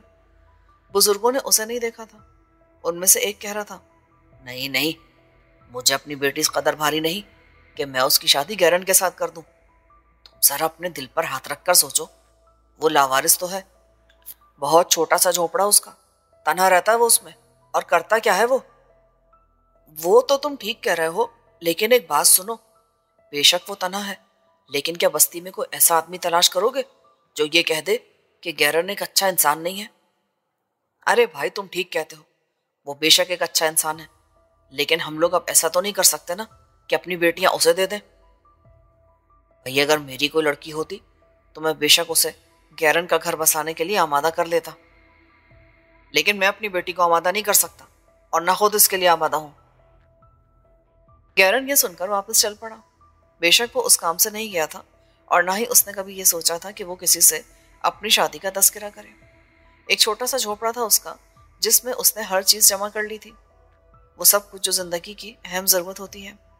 लोग उसकी इज्जत भी करते थे। उसे दौलत की आरजू भी नहीं थी, लेकिन जवानी के वो सारे ख्वाब उसकी आंखों में भी आते थे, जिनमें एक हसीन वजूद बेनक्श करवटें बदलता रहता था। जवानी की लताफतों से भरपूर एक ऐसे लिबास में पोशीदा जिससे निस्वानियत के सारे नकूश नुमाया हों, लेकिन चेहरा एक धुंध में लिपटा हुआ। ये धुंध उसकी आंखों में वाजे नहीं हुई थी। वो नहीं जानता था कि उस चेहरे के नक्श कैसे हैं। ये बेनक्श वजूद अक्सर उसके जहन में करवटें बदलता रहता था, और उस वक्त उसकी आरजुएं होती थी कि काश वो उस वजूद नक्श की सूरत इख्तियार कर जाए और वो उसे अपने बदन में समेट ले। ये दिली आरजू थी उसकी। इस वक्त भी वो चट्टान पर बैठा यही बातें सोच रहा था। मैंने तो नहीं कहा कि कोई मुझे अपनी बेटी दे दे। मैं तो बस इस बस्ती के हर फर्द को अपना समझता हूँ। ये लोग मुझे अच्छा कहने के बावजूद मुझसे इस कदर दूर है। मैं पूछता हूँ आखिर क्यों? क्या मेरा सीना बस्ती के दूसरे नौजवानों से कम चौड़ा है? क्या मेरा कद उनके कद से छोटा है? क्या मेरी मेहनत उनसे कम है? फिर आखिर क्यों मुझे बेगाना समझते हैं? गैरन ये सोच रहा था और उसे बड़ा दुख हो रहा था। वो धुंधलाई हुई आंखों से उस सफेद धुंध को देख रहा था जो बेहद हसीन थी, और कभी कभी उसकी बारीक छींटें गैरन के बदन पे आन पड़ती। गैरन एक हल्की सी सिसकारी लेकर इधर उधर देखने लगता। मौसम खासा सर्द था और फिजा में एक अजीब सी उदासी तारी थी कि अचानक ही गैरन की निगाहों में एक सुर्ख रंग लहरा गया। ये सुर्ख रंग उस सफेद धुंध में चमका था। गैरन तो इन इलाकों में सुबह शाम रहने का आदी था। यही इर्द गिर्द में बिखरे हुए जंगल के दरख्त उसकी रोजी का जरिया थे। सफेद धुंध में उसने कभी सुर्खी नहीं देखी थी। ये सुर्खी क्या उसकी आंखों का धोखा है? एक लम्हे के लिए आंखों में रेंग जाने वाला कोई रंग या फिर कुछ और। लेकिन बात एक लम्हे की नहीं थी। वो सुर्ख रंग मुसलसल लहरा रहा था, और जाहिर बात है कि गैरन को चौंकना था। फितरी तजस्सुस के तहत वो देर तक उस रंग को देखता रहा। धुंध खासे इलाके में हुआ करती थी और वहां झाड़ियां भी बकसरत थी। इसके अलावा ऐसी छोटी पथरीली चट्टानें जो हमेशा पानी से भीगी रहती थी और इतनी साफ शफाफ थी कि उंगली रखो तो फिसल जाए। गैरन को जब देर तक ये सुर्ख रंग नजर आता रहा तो उसने सोचा जरा अंदर जाकर देखा जाए। वैसे बहुत कम लोग उस धुंध में दाखिल हुआ करते थे क्योंकि कपड़े भीग जाते थे, या फिर अगर कोई नहाना चाहे तो अंदर चला जाए। वो आहिस्ता आहिस्ता अपने आप को आमादा करने के बाद उस धुंध में दाखिल हो गया, और जैसे ही वो दाखिल हुआ उसने उस सुर्खी का मरकज पा लिया। ये एक बड़ा कपड़ा था जो एक झाड़ी में लिपटा हुआ था, लेकिन कपड़ा खाली नहीं था, बल्कि वो कपड़ा किसी इंसानी जिस्म पर था। और ये इंसानी जिस्म जो कुछ भी था उसे देखकर गैरन की जान खिंचकर आंखों में आ गई। घने लंबे स्याह बाल, सुलगता हुआ हसीन चेहरा, लेकिन सबसे खौफनाक चीज उसका बदन, नौजवानी के एक ऐसे दौर से गुजरता हुआ जिसमें जिस्म फटने लगता है। उबलती हुई जवानी नाकाबिले यकीन थी, लेकिन गैरन अपनी फितरत से मजबूर था। उसे ना तो लड़की के हसीन चेहरे से कोई दिलचस्पी पैदा हुई, ना उसके तूफानी बदन से। बस उसके दिल में इंसानी जज्बात ने हमदर्दी पैदा की और वो दौड़ता हुआ उसके करीब पहुंच गया। वो ये देखना चाहता था कि ये जो आबशारों की बुलंदी से जमीन तक आई है, अपने बदन की कितनी हड्डियां तोड़े लेटी है। वो आगे बढ़कर उसके करीब पहुंचा और झुककर बगौर देखा तो एहसास हुआ कि वो सांस ले रही है। यकीनी तौर पर वो जिंदा थी और किसी हादसे का शिकार हुई थी। फिर वो चेहरा, वो वजूद। गैरन ने इस पर भी गौर नहीं किया। अपनी बस्ती के तकरीबन तमामी अफराद को वो जानता था। इस लड़की को भी गैरन से अजनबी नहीं होना चाहिए था, लेकिन यह अलग बात है कि वो उस बस्ती की थी ही नहीं। बस्ती सोहा की नौजवान लड़कियों को वो अच्छी तरह जानता था। सबकी सब एक दूसरे की साथी, एक दूसरे की शनासा। ये अजनबी बस्ती की रहने वाली कोई लड़की है, लेकिन अगर ये आबशार के रास्ते यहाँ आई है तो सांस कैसे ले रही है? इसके बदन की तो हर हड्डी को रेजा रेजा हो जाना चाहिए था। इन तमाम बातों के सोचने के साथ साथ ही उसके जहन में एकदम से यह ख्याल आया कि सांस लेती हुई लड़की को फौरी तौर पर तिब्बी इमदाद दी जाए। कम अज कम और कुछ नहीं तो उसे सर्द माहौल से निकालकर बाहर तो ले जाया जाए। चुनांचे उसने जल्दी से उसे अपने बाजुओं में उठाया और पानी की धुंध से निकालकर बाहर ले आया। एक जगह नरम घास देखकर उसने बड़ी एहतियात से उसे लिटाया, जैसे मोम की बनी हो, और जोर से लिटाने से टूट जाएगी। उसके जिस्म का सुर्ख लिबास बेतरतीब हो रहा था। पहली बार गैरन को ख्याल आया कि वो एक नौजवान लड़की है और उसके जिस्म की लताफतें जहन की खराबी का बायस बन सकती हैं। चुनांचे सबसे पहले उस एहसास से निजात पाई जाए। कपड़ा बुरी तरह भीगा हुआ था, लेकिन फिर भी उसने जिस हद तक मुमकिन हो सका उसे लड़की के बदन पर लपेटा। ये अलग बात है कि भीगे हुए कपड़े ने जवानी की वो लताफतें छुपाने की बजाय और नुमाया कर दी। जो चीज़ें निगाहों के सामने होती हैं कुछ लम्हों बाद अपना तजस्सुस खो बैठती हैं, लेकिन अगर उन्हें तिश्नगी से दो चार कर दो तो उनकी कशिश इस कदर बढ़ जाती है कि इंसान दीवाना हो जाए। चनाचा ऐसा ही हुआ था। लेकिन फितरी तौर पर गैरन एक शरीफ इंसान था। उसने अपने जहन के खुले दरीचों को बंद किया जहां से शैतानी एहसासात अंदर दाखिल होते थे, और फिर लड़की की जाने मुतवज्जो होकर उसे होश में लाने की कोशिशें करने लगा। उसकी निगाहें लड़की के चेहरे का जायजा लेने लगी। लड़की की शक्ल सूरत तो खूबसूरत थी ही, लेकिन यह बात अब यकीन की हद में दाखिल हो गई थी कि कम अज कम उसका ताल्लुक सोहा बस्ती से नहीं है। उसके रंग में सांवलापन था, लेकिन नक्कुश की बनावट बेहद हसीन थी। ऐसी हसीन कि उन नक्कुश की वादियों में खोकर गुम हो जाने को जी चाहता था। वो उसे बहुत देर तक होश में लाने की कोशिश करता रहा, यहाँ तक कि उन आंखों में जिंदगी जागने लगी जिनकी बनावट बेहद हसीन थी। बिलाखिर उसने आंखें खोली और गैरन को यूं लगा जैसे कायनात मुख्तसर से मुख्तसर होती जा रही हो। ऐसी कशिश, ऐसा हुस्न था आंखों में। तब लड़की की कमजोर आवाज उभरी, कहाँ हूं मैं? तुम मेरी बस्ती में हो और इस बस्ती का नाम सोहा है। क्या तुम सोहा के बारे में जानती हो? नहीं, लड़की ने आंसू भरी आवाज में कहा। क्या तुम्हारा ताल्लुक सोहा से नहीं है? नहीं, मैं बस्ती सोहा की बाशिंदा नहीं हूं। मेरा भी यही ख्याल था, लेकिन अभी मैं तुमसे कुछ भी नहीं पूछूंगा जब तक कि तुम बेहतर हालत में ना आ जाओ। कम से कम तुम मुझे ये तो बता दो कि मैं कहाँ हूं। बस्ती सोहा का मशरकी गोशा है ये। यहाँ बुलंदियों से एक आबशार गिरता है। अगर तुम गर्दन घुमाकर देखो तो तुम्हें वो आबशार नजर आ जाएगा। लड़की ने आहिस्तगी से गर्दन घुमाई। वो नजाकतों की पुतली थी। फिर उसने उस आबशार को बुलंदियों तक देखा और उसकी आंखों में खौफ के आसार फैल गए। हाँ, ये मुझे नजर आ रहा है। क्या तुम इस आबशार के साथ साथ सफर करती हुई यहाँ तक पहुंची थी? पता नहीं। खैर, जो कुछ भी था, लेकिन इस आबशार से बनने वाली एक नदी है और उस नदी में ही तुम मुझे नजर आई थी। लड़की की आंखों में आंसू आ गए और इसके बाद उसकी सिसकियां उभरने लगी। गैरा ने आगे बढ़कर उसे तसल्ली दी और उसके बाजू पर हाथ रखते हुए बोला, नहीं नहीं, रोने की जरूरत नहीं है। अगर तुम समझती हो कि मेरे पास आने के बाद तुम किसी मुश्किल का शिकार हो गई हो तो ऐसा नहीं है। तुम यूं समझ लो कि तुम बिल्कुल महफूज हो। मैं नहीं जानती कि मैं किस मुश्किल में मुब्तला हूँ। बस ये जानती हूँ कि कुछ लोगों ने मुझे दरिया लाना में फेंक दिया था और वहां से मैं बहती हुई ना जाने किस तरह यहाँ तक आ गई। मुझे कुछ नहीं मालूम। उन लोगों ने मुझे खत्म कर दिया था, मार दिया था मुझे। लेकिन तुम जिंदा हो, इस बात का ख्याल रखो कि तुम्हें जिंदगी मिली है। ऐसी जिंदगी किस काम की जो मुसीबतों में गिरफ्तार रहे। अब मैं कहाँ जाऊंगी? मगर तुम रहने वाली कहाँ की हो? मुझे कुछ नहीं याद। मेरी बस्ती का नाम क्या था मैं ये भी नहीं जानती। बस यूं समझ लो कि वो नाम मेरे जहन में कहीं खो गया है। मैं क्या करूं अब? कहाँ जाऊं? वैसे तो तुम्हें इस बात की कोई फिक्र नहीं होनी चाहिए। मैं हूं ना। मेरी इस बस्ती का नाम सोहा है। यहाँ के लोग खुशहाल हैं। मैं बेशक एक गरीब आदमी हूँ, लकड़ियाँ फरोख्त करता हूँ, लेकिन तन्हा हूँ। मेरे अखराजात बिल्कुल भी नहीं है।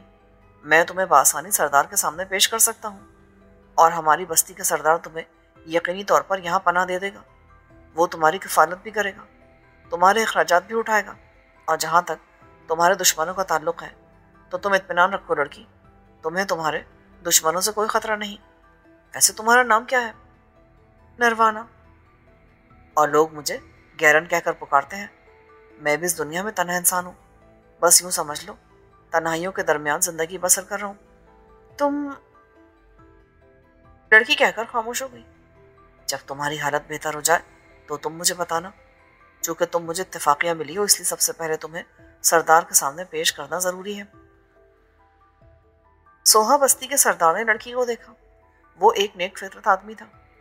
उसने हमदर्दी से कहा, नरवाना, तुम जहां से भी आई हो और तुम्हारे जो भी दुश्मन हैं, जाहिर है कि मैं उन्हें नहीं जानता और ना ही किसी वजह से उनके बारे में तुम कुछ बता सकती हो।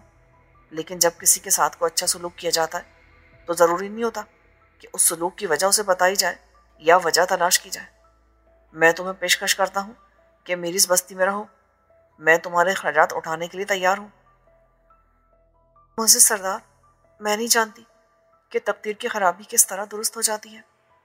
अब तो मैं यही कह सकती हूँ कि अगर किसी इंसान की तकदीर खराब हो जाए तो वो अपने दुश्मनों से कहे कि वो उसे दरिया में फेंक दे। फिर जब वो किसी जगह दरिया के किनारे पार लगे तो वहाँ उसे ऐसे लोग ज़रूर मिल जाएंगे जो हमदर्द और मोहब्बत करने वाले हों। मैं यहाँ आकर बहुत खुश हूँ, यहाँ आकर कि कम से कम मुझे ऐसे लोग मिले। हाँ, वैसे मैं इजाज़त चाहूँगी। बोल, क्या चाहती है? ये शख्स जिसका नाम गैरन है बहुत हमदर्द, बहुत मोहब्बत करने वाला है। और सच्ची बात यह है कि अगर ये मुझे ना देखता या मेरी मदद ना करता तो शायद मैं ज़िंदगी से महरूम हो जाती। अगर मुझे इजाज़त हो तो मैं इस शख्स के साथ रहूं, ये मुझे अच्छा लगता है। बाकी जहाँ तक रहा इसके साथ ज़िंदगी गुजारने का सवाल, तो ये उसकी मर्जी पर मुनहसर होगा अगर ये मुझे कबूल करे। सरदार ने गैरन की तरफ रुख किया। गैरन, अगर तू चाहे तो इस लड़की को अपनी बीवी बना सकता है, मुझे कोई एतराज़ नहीं है, बल्कि मैं इस सिलसिले में तेरी मदद करूंगा। गैरन की आंखें बंद हो गई। ना जाने ये आरजू तो कब से उसके दिल में जाग रही थी, लेकिन वो जानता था कि कोई उसे कबूल करने के लिए तैयार नहीं होगा। बस्ती के लोग तो उसे एक मामूली और बेकार सा इंसान समझते थे, लेकिन ये भी आसमान वाले का खेल था कि उसने बस्ती वालों को नीचा दिखा दिया था। वो जो अपनी अपनी लड़कियों को गैरन की जिंदगी में शामिल होने पर इस बात पर तरजीह देते थे कि उन्हें गहरे कुएं में धकेल दिया जाए, अब शर्मिंदा हो जाएंगे, क्योंकि उनकी लड़कियां बिला शक व शुबा नरवाना के सामने कोई हैसियत नहीं रखती थी। उसने गर्दन खम करके कहा, मोहसिस सरदार, मैं बाखुशी इस लड़की को अपनी जिंदगी में शामिल करने के लिए तैयार हूँ। और लड़की तू बता, क्या तू भी राजी है? मैं तो पहले इजहार कर चुकी हूँ इस बात का, नरवाना ने कहा, और सरदार ने मुस्कुराते हुए गर्दन हिला दी। फिर उसने मकामी लोगों की रस्म के मुताबिक नरवाना का हाथ गैरन के हाथ में देते हुए कहा, बेहतर है कि इसे कोई तकलीफ ना दे। वैसे भी तूने इजहार किया है, हालांकि मैं नहीं जानता कि ये कौन है। इस तरह एक गुमनाम लड़की जो दरिया में बहती हुई गैरन को मिली थी उसकी बीवी बन गई, और गैरन का ख्याल था कि यह आसमानों का तोहफा है। चनाचा उसने अपनी मेहनत दोहरी कर दी ताकि नरवाना के लिए तमाम आसाइशें फराहम कर सके। वो ज़्यादा लकड़ियाँ काटने लगा, ज़्यादा देर तक जंगलों में मसरूफ रहने लगा। फिर करीब की बस्तियों में भी उसने जगह जगह अपनी लकड़ियाँ बेचने का इंतज़ाम किया। इस तरह उसे बेहतर मुआवजा मिलने लगा और उसने झोपड़ी खूब कुशादा कर ली। वो आसपास की बस्तियों से नरवाना के लिए अच्छे अच्छे लिबास खरीद के लाने लगा और खाने पीने की तमाम अशिया उसने नरवाना के लिए जमा कर दी। नरवाना पहले भी बहुत खूबसूरत थी, और जब उसे आसाइशों वाली ज़िंदगी मिली तो वो बहुत हसीन नज़र आने लगी। जब भी कभी वो सुहा के बाज़ार में कुछ ख़रीदने के लिए निकलती या फिर गैरन उसे अपने साथ लेकर सैर सयाहत के लिए जाना चाहता तो वो अपना बनाव सिंगार करती और इसके बाद खुद अपनी आंखों से देखती कि कुर्बो जवार के नौजवान उसे देख कर रुक जाते थे। वो हसरत भरे अंदाज में एक दूसरे से कहते थे, देख यार, तकदीर इसे कहते हैं। हम न जाने कहाँ कहाँ सर फोड़ते रहते हैं, लेकिन किसी एक की निगाह इल्तिफात हासिल नहीं कर सकते, और आसमानी देवता गैरन जैसे बेकार लकड़हारे को आबशार से लड़कियां गिरा देता है। आह, कितनी हसीना यार ये वाकई, जरा इसका हुस्न तो देखो।